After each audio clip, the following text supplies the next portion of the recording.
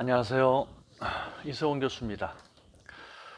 오늘은 제가 제일 중요하게 생각하는 우리 몸에서 토기, 토기는 어떻게 해야 잘 보존이 되고 어떻게 해야 잘 관리할 수 있는가? 도대체 토기는 무엇인가? 토기라는 것은 우리 오행상에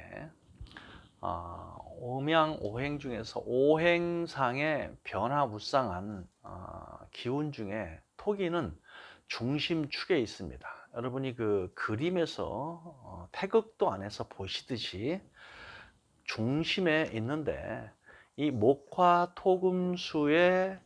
순환, 목화토금수의 서로 변화 과정을 우리가 이제 말하는 것이고, 그것이 비장에 해당하는 토기는 바로 중간 가운데에서 돌아갑니다.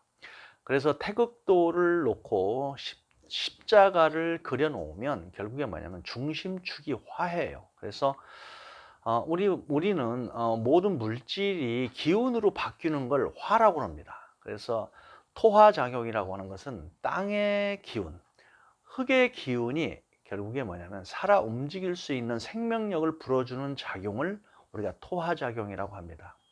토화작용의 특징은 바로 목화금수를 돌려주는 겁니다. 그 다음에 목화금수의 균형을 맞춰주는 것이죠.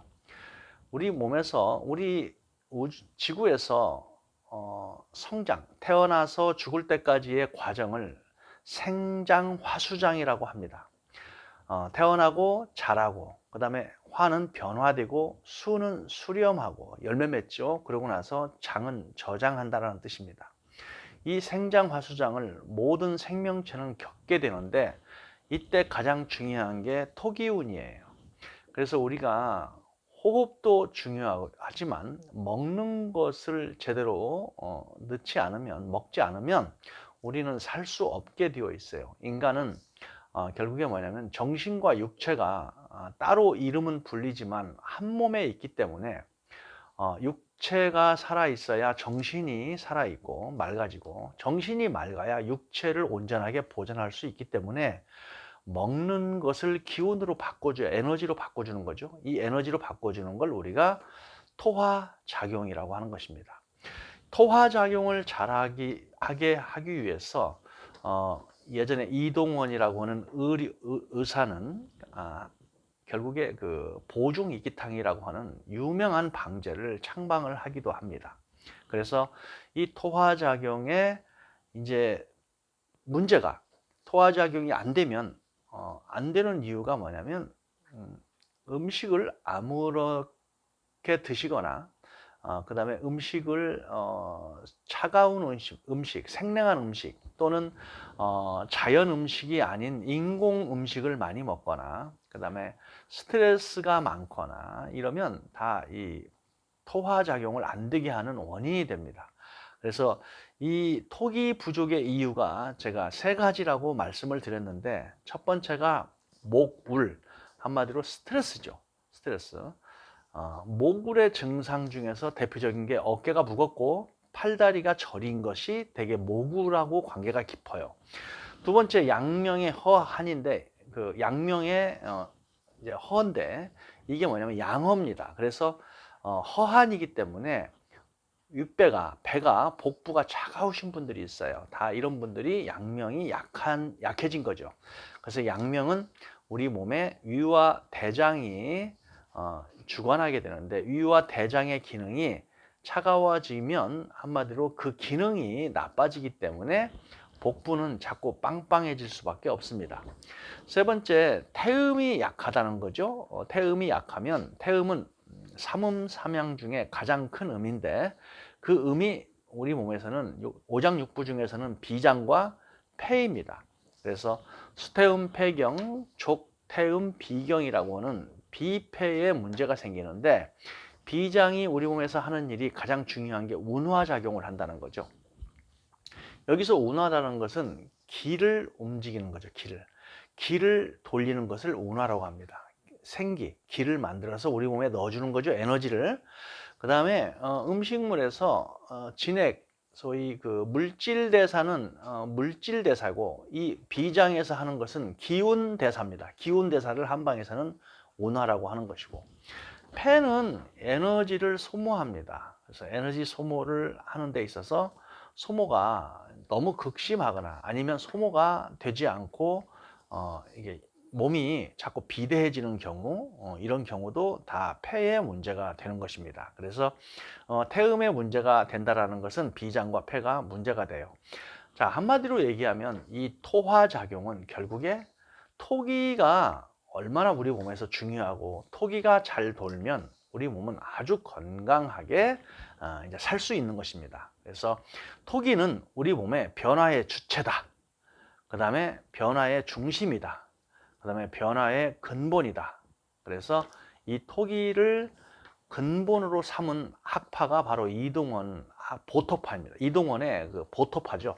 그래서 여러분들은 앞으로 토기를 지키기 위해서 현대인들은 제일 중요한 게 자연 음식을 먹는 거, 그 다음에 새끼를 정확하게 시간을 잘 지키는 거, 그 다음에 용량을 적정량으로 알맞게 드시는 거, 이런 것들을 잘 지키게 되면 토기가 굉장히 건강해지고 불러있던 배도 빠지게 되고, 그 다음에 몸도 건강하게 됩니다. 그리고 팔다리 아픈 것도 다 좋아지게 됩니다. 그래서 앞으로 현대인들은 토기를 살리는 방법을 잘 연구하고, 토기를 살릴 수 있는 식생활, 토기를 살릴 수 있는 생활 방식, 라이프 스타일을 잘 바꿔주는 거, 이게 아주 중요한 것입니다. 배가 볼록 나오는 이유, 복부가 빵빵해지는 이유를 설명을 해보도록 하겠습니다. 한방에서는 배가 빵빵해지는 이유가 토기 부족이다, 이렇게 말을 합니다. 토기 부족을 이렇게 말하면 잘 알아듣기 어려우니까 설명을 해보면, 토기가 자기 중심력을 못 잡는 것, 이것을 토기 부족이라고 합니다. 그러면 이 토기라는 건 어디에 있느냐? 우리 몸 안에 가장 중심이 되는 오장육부 중에 중심이 되는 비위 기능이 잘못되었다, 이런 뜻입니다. 비위 기능이 잘못되는 것을 한방에서는 토기 부족이다, 이렇게 말을 합니다. 그러면 토기 부족이 되면 복부가 빵빵해지기 때문에, 그러면 토기만 완전하게 해놓으면 복부가 안 빵빵해지느냐? 당연합니다. 복부가 아주 좋아지는 거죠. 배가 나올 일이 없는 거죠. 배가 나오는 건 한마디로 중기가 부족해져서 나오는 것이기 때문에 이 중기를 잘 잡으면 됩니다. 토기 부족이 되는 이유를 한방에서는 크게 세 가지로 설명을 합니다. 첫 번째가 목울이라고 해서 스트레스로 인한 토기가 부족이 있어요. 토기 부족이 있습니다. 그래서 그거를 두 글자로 한방에서는 목울이라고 합니다. 목울의 증세는 흔히 그 양쪽 손이 들기가, 양손을 들어 올리는 게 힘들어져요. 어깨가 무겁고 팔이 무겁습니다. 저리고. 토기 부족의 대표적인 그 목울, 스트레스, 특히 여성들이 이 스트레스에 많이 노출되어 있죠.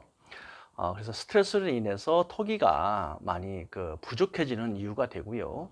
두 번째가 뭐냐면 양명의 무력입니다. 양명 무력인데, 이 양명은 양명이라는 것은 한방 용어 중에서 삼음과 삼양이라는 게 있는데, 그 중에서 양명은 양기가, 비위의 양기, 대장이나 비위의 위장에 그 양기가 허하면 이제 소화력이 부족이 돼요. 그래서 대개 그런 사람들은 양허, 그래서 복부가 차갑습니다. 또 그 다음에 허한, 이렇게 돼요. 그러니까 영양도 부족하고 복부가 차가워지면 결국에 소화력이 부족하거든요. 그래서 식사를 하시면 소화를 잘 못 시키거나 아니면 힘이 없어서 이 밥맛이 좀 없고, 그 다음에 먹어도 이게 헛배만 부른 이런 상황들이 생기게 됩니다. 이게 이제 증세가 되겠죠. 그래서 이제 그게 두 번째고, 세 번째는 태음이 약해졌다, 이렇게 말합니다. 태음이 허하다. 그럼 여기서 태음은 뭐냐면 삼음 삼양 중에서 태음에 해당하는 장기, 그게 바로 이제 비장과 폐인데, 비장의 기능이 약해지고 그다음에 폐의 소모의 문제가 약해졌을 때 이제 이런 상황이 생기는 겁니다. 그래서 태음이 약해지면 한마디로 우리 몸은 영양으로 만들어내는 기능을 우리가 뭐라고 하냐면 토화작용이라고 합니다.